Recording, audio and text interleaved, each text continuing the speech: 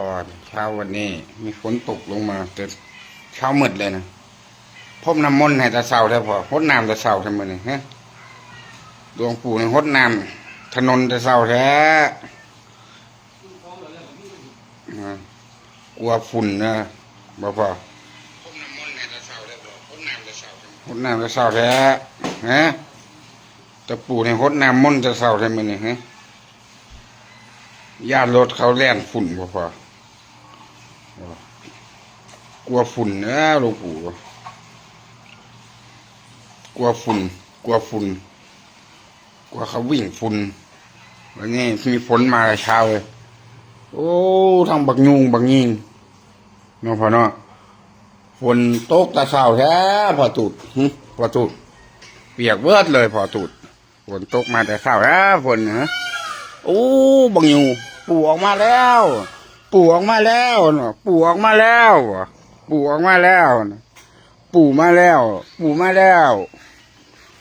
โอ้ฝนตกแต่เช้าเว้ยวันนี้มีฝนแต่เช้าเลยลูกปู่พรมน้ำมนต์แต่เช้าแล้วมันเนี่ยปูดบักยุงอีพอมาครับมาบักยุงเอิ้นหาเราปู่มันหรอมาปู่มันหรอว่าพอฝนตกแต่เช้านะพ่อเนาะนะครับเทวดาเขาหดน้ำมนต์ตาเสาแท้มันเนี่ยเทวดาเนี่ยมาหดน้ำมนต์ให้ปู่มาหดน้ำมนต์ให้ปู่ตาเสาเลยมาหดน้ำมนต์ตาเสาใช่ไหมสิพาไปหดน้ำมนต์แล้วหลวงปู่โอ้มาแล้วคุณช่วงใดเลยเนี่ยพอเนาะหดน้ำมนต์ตาเสาใช่ไหมรถอีพอจอดสายลายเลยหลวงปู่เมื่อนี้เทวดามาหดน้ำมนต์คันนี้ก็เสียอีกเมื่อนี้เดี๋ยวยังยกคัดคันนี้แล้ววันนี้สิ้นกระบอกดำอีกเนาะพ่อเนาะยินดีต้อนรับอย่าลืมนะวันที่13 ปฏิบัติธรรมสอดแจ้ง14ทอดผ้าป่าแล้วก็ส่งน้ำหลวงปู่เนาะพ่อเนาะเอาไว้นั่นเนาะพ่อเนาะต้องมีการปฏิบัติน้ำได้จะคืนหนึ่งนะปฏิบัติ1 คืนจะเปิดไฟให้หน่อยโอ้แบคโฮหน่อยขั้นนี้ค้ำไว้ก็พอที่เปลี่ยนซีดดำเลยโอ้รถอีพอเสียแล้วคันนี้มันนี่ไปตรวจงานฝนกระตกแต่เศร้าแท้มันนี่หดน้ำมนต์ให้แต่เศร้าแท้หลวงปู่ย่านซึมนี่ขี้ฟุ้นเราหดน้ำให้มันก่อนตกพอ10 นาทีบ่ฝนเนี่ยวะเนาะเนาะโอ้รถนี่มันบ่ไปเปลี่ยนยางว่ะยางหัวเลยเนี่ย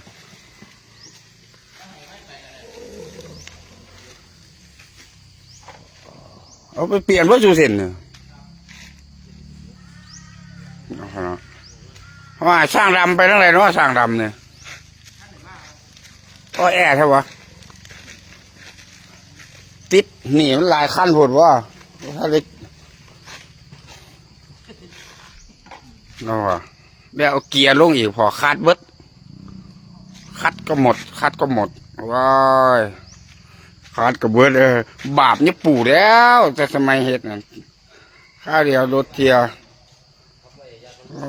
บักคุบามาเป็นบิ๊กบอสบ่ได้เลยบาดน่ะเสียเลยเถอะนะพ่อเนาะว่าแม่มันถอดดำแล้วเบิดเลยซีนดำก็รั่วเอาน้ำมันไปใส่ขั้นนั้นแล้วเขาไปตักดินนะ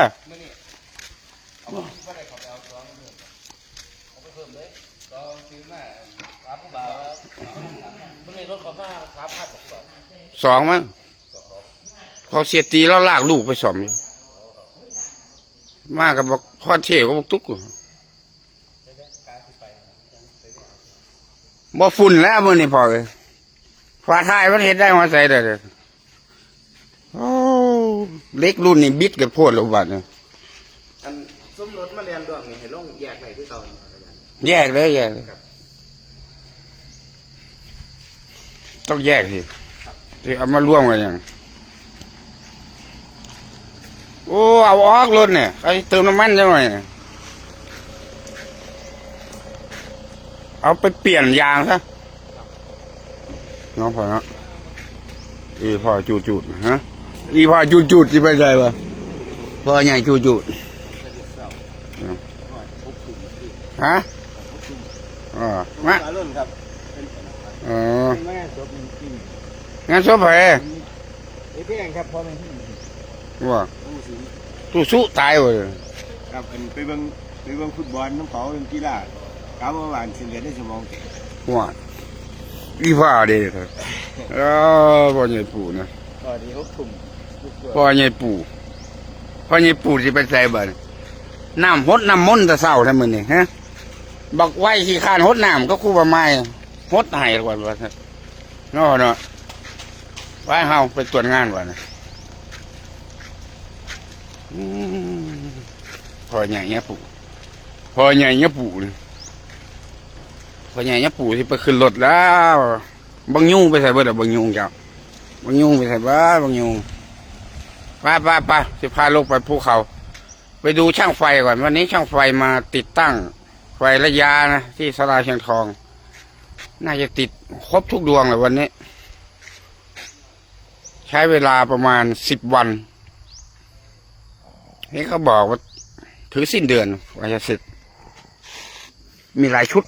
ยังเหลืออีก14 ชุดใหญ่ทั้งนั้นนะเนาะพอเนาะยังสุดใหญ่ได้พอวันนี้ไฟระยะโอ้บางยุงมาเฝ้าน้ำมันให้ปู่บางยุงอีปู่อยู่หลังคาก็มีไปเปิดโซลาร์เซลล์ให้เจ้าเลยพอว่าเดี๋ยวจะลงไปสั่งงานเขาก่อนวันนี้มีการเปลี่ยนแปลงมีรถมาเพิ่มวันนี้มีรถดำมาเพิ่มก็น่าจะได้วิ่งคันนั้นอยู่ในบ้างเพราะว่าน่าจะเข้ามาคันเดียวน้องพอเนาะขี่รถใหญ่ไปบ่เนี่ยบ่ขี่ด้วยบ่มันไปบ่ทั่วได้เองขี่รถใหญ่ได้ครับถ้าว่าไปตรวจงานหูจักขนาดมองเขาพูนะไปขึ้นรถไปจะพาไปขึ้นรถแล้วยิ้มแน่ก็ดีได้ไปยิ้มแน่ถ้าไม่พาไปบูดอุยุไม่ได้ขี่ฝุ่นว่าถ้าบอกพาไปนี่บูดอุยุสวยมากคุณบายออกไปซื้ออะไรให้เขาลื้อเสร็จก่อนจะได้ไปซื้ออะไรให้เขาสอมรถชั่วโมงเมื่อยแล้วพอเลยคล้องแล้วให้เจ้าอยู่ยิ้มว่าคันได้ไปภูเขาเนี่ยยิ้มนะยิ้มเด้ออยากไปแต่ภูเขาอยากไปแต่ภูเขาอยู่ฝ่าอีพ่อก็อยากไปแค่ภูเขาหลวงปู่อยากไปแต่ภูเขาหลวงปู่เนี่ยเมื่อไรล่ะไปภูเขาเลยอีกเลยบ่อีพ่อไปภูเขาบ่อีพ่อตูดไปภูเขา